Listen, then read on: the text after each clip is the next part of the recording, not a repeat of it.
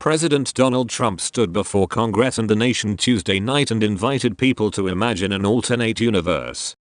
Think of it as the what-if presidency. What if he had not spent a year compulsively lashing his opponents and taking steel wool to the country's cultural, ideological and racial wounds? What if a special prosecutor did not have his sights locked on the administration over possible electoral collusion with Russia and obstruction of justice? And what if, perhaps the biggest stretch of all, Trump somehow brought to heel the impulsiveness and improvisation that define his politics and replaced these, even partly, with strategic purpose? The 80 minutes Trump stood at the House Speaker's lectern suggest an answer. He would be in a commanding position in American politics after 1 year in power, with his own party firmly locked down and Democrats on the defensive. The speech also illuminated how well positioned he would be to fortify his standing in the year ahead.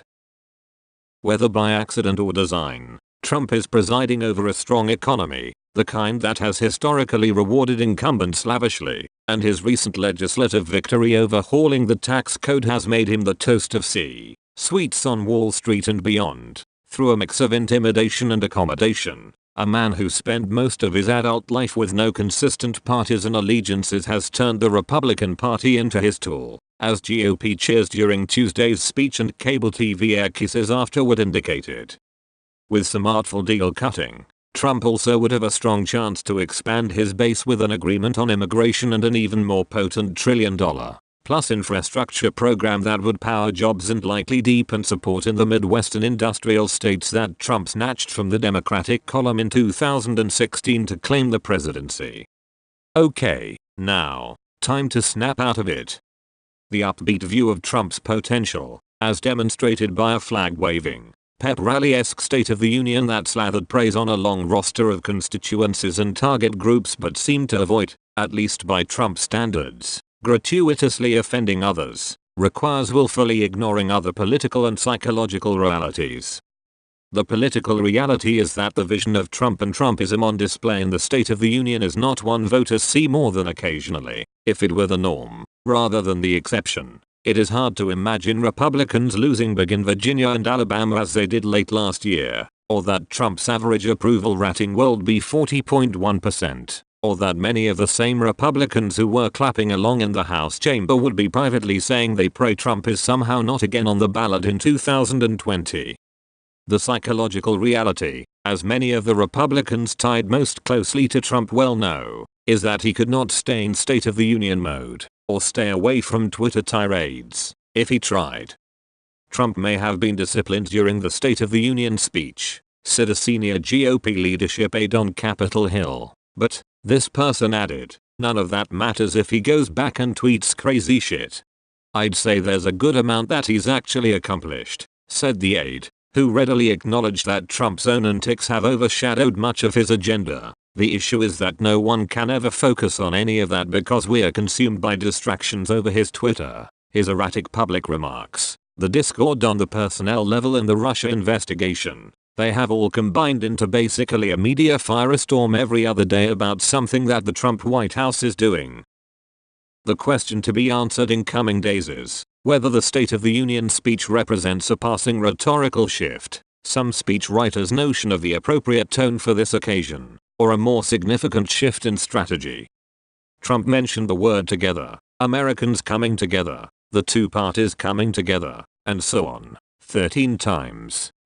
And while some Democrats rolled their eyes at appeals for bipartisanship from a president who insults opponents with such ease, the reality is that party leaders, including Senate Minority Leader Chuck Schumer, have repeatedly signaled their willingness to strike bargains with Trump on immigration and infrastructure. Yet Schumer can't compromise without worrying about backlash on the left as his party tries to recapture one or both chambers of Congress, and House Speaker Paul Ryan can't negotiate a deal on immigration and the status of Dreamers without potentially enraging his right flank. But thanks to his unusual connection with supporters, Trump has uncommon freedom, as illustrated by the speech. He massaged right-wing erogenous zones, lower taxes, conservative judges, support for beautiful coal, and elimination of the Obamacare individual mandate. He pivoted with ease to words that from any other Republican president would soothe Democratic ears. record low unemployment for African Americans and Hispanics, turning away from decades of unfair trade deals that sacrificed our prosperity and shipped away our companies, our jobs, and our nation's wealth. He is still Teflon Don, the man who infamously bragged during the 2016 campaign that he could shoot someone on Fifth Avenue and not lose support from his base, or, as Tennessee Republican Senator Lamar Alexander observed in an interview, President Trump has the opportunity to be Nixon to China on immigration, because I think if he says this should be the legal status of these dreamers, they should have someday citizenship. This is sufficient border security. I think the country is more likely to accept that. So he may be able to do what President Bush and President Obama tried to do but couldn't. TV Troy, who served in George W. Bush's administration and has written 2 books on the presidency, said the State of the Union speech not only highlighted a presidency that might have been but what could still be. Americans like results, Troy said, so if the results are good and continue to be good, you might see some people change their minds. Americans may change their minds, and Trump may sometimes change his tune, but if there is one lesson of history it is that presidents do not change the fundamental character that shapes their politics. Pondering a what if presidency is like speculating on what Richard Nixon's presidency would have been like if he had been less obsessive and paranoid. Trey's closely linked with the careful plotting and ceaseless ambition that carried him to the White House in the first place. Or like speculating on Bill Clinton's presidency if he could have tamed his weakness of the flesh, a side of him that always seemed to reside in close proximity with a part of his psyche that hungered for approval and made him a deft politician.